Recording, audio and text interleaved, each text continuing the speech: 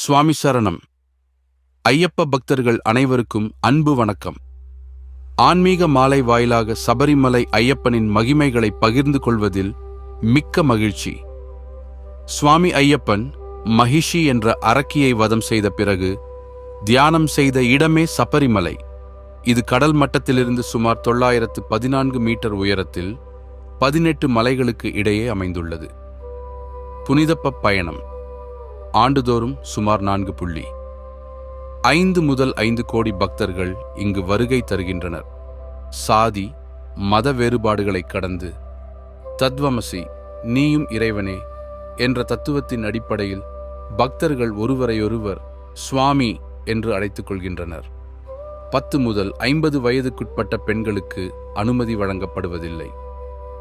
பயணப்பாதை எருமேலியில் இருந்து சுமார் 45 கிலோமீட்டர் காடுகள் வழியாக நடந்து செல்வதே பாரம்பரிய முறையாகும். பெரிய பாதை தற்போது வாகனங்கள் மூலம் பம்பா நதியை அடைந்து அங்கிருந்து 4 கிலோமீட்டர் மலையேறி சன்னிதானத்தை அடையலாம். சுவாமி சரணம் ஐயப்பா. இந்த ஒரு மந்திரம் போதும் கல்லும் முள்ளும் மலர் மெத்தையாய் மாறும். கார்மேக கூந்தல் கொண்ட கன்னிமூல கணபதி முதல் பம்பா நதி வரை பரவி நிற்கும் அந்த பரம்பொருளை காண கோடிக்கணக்கான பக்தர்கள் மாலை அணிந்து விரதம் பூணும் காலம் இது. சபரிமலை யாத்திரை என்பது வெறும் பயணமல்ல, அது அகந்தையை அழித்து ஆன்மாவை இறைவனுடன் இணைக்கும் ஒரு புனித போர். விரதத்தின் புனிதம். ஒரு தவ வாழ்க்கை மண்டல காலம் தொடங்கியதும் துளசி அல்லது ருத்ராட்ச மாலை அணிந்து 41 அல்லது 48 நாட்கள் கடுமையான விரதத்தை பக்தர்கள் மேற்கொள்கின்றனர். கருப்பு ஆடை. இது உலக சுகங்களை துறந்து எளிமையை பேணுவதை குறிக்கிறது. ஒருவேளை உணவு மற்றும் தரைப்படுக்கை.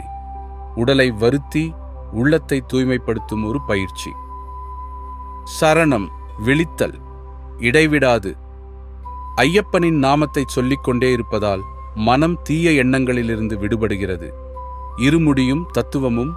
பக்தர்கள் தலையில் சுமந்து செல்லும் இருமுடி என்பது ஒரு உன்னதமான தத்துவம். இதில் நெய், தேங்காய் மற்றும் இறைவனுக்கு படைக்கப்படும் பொருட்கள் இருக்கும். ஜீவாத்மா. பின்முடி. வழியில் பக்தருக்கு தேவையான உணவுப் பொருட்கள் இருக்கும். பிரபஞ்ச தேவைகள். தேங்காய்க்குள் இருக்கும் நெய்யை ஐயப்பனுக்கு அபிஷேகம் செய்யும்போது நம் ஆத்மா இறைவனுடன் கலப்பதாக ஐதீகம். எருமேலியில் தொடங்கும் பெரிய பாதை சுமார் 45 கிலோமீட்டர் நீளம் கொண்டது.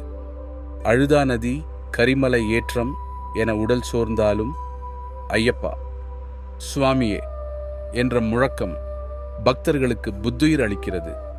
பம்பா நதியில் நீராடி பாவங்களை தொலைத்துவிட்டு நீலிமலை ஏறிச் செல்லும் போது கிட்டும் அந்த தரிசனம் ஈடு இணையற்றது. சபரிமலை சன்னிதானத்தின் வாசலில் பொறிக்கப்பட்டிருக்கும் மகா வாக்கியம் தத்வமசி. இதன் பொருள், நீ தேடி வந்த அந்த தெய்வம் உனக்குள்ளேயே இருக்கிறது என்பதாகும்.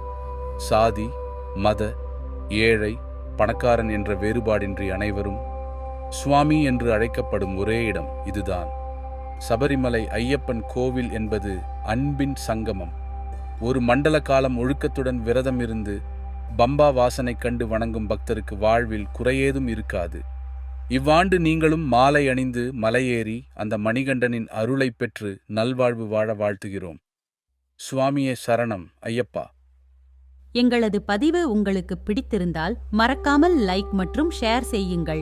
இது போன்ற பல பயனுள்ள தகவல்களை தெரிந்து கொள்ள எங்களது சேனலை சப்ஸ்கிரைப் செய்து இணைந்திருங்கள். தங்களின் ஆதரவுக்கு மிக்க நன்றி.